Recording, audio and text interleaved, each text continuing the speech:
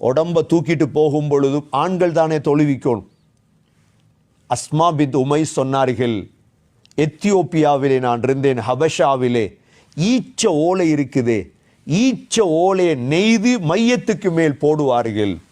உடனே ஃபாத்திமா ரலியல்லாஹு அன்ஹா சொன்னார்கள், என்னுடைய ஜனாசாவுக்கும் அதே மாதிரி செய்யுங்கள். முதலாக ஈச்ச ஓலையால் மறைக்கப்பட்டது ஃபாத்திமா ரலியல்லாஹு அன்ஹாவுடைய ஜனாசா தான்.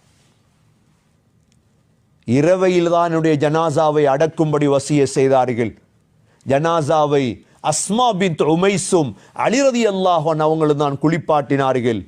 பக்கீயிலே தான் உங்களுக்கு தெரியும், தன்னுடைய வீட்டுக்குள் அடக்க விடவில்லை ஃபாத்திமா ரலியல்லாஹு அன்ஹா. பக்கீயிலே தான் ஹஸரத் ஃபாத்திமா ரலியல்லாஹு அன்ஹாவுடைய கபர் இரவு நேரம் தோண்டப்பட்டது. அதற்குள்ளே தான் அவருடைய ஜனாசா, ஃபாத்திமா ரலியல்லாஹு அன்ஹாவுடைய ஜனாசா அடக்கம்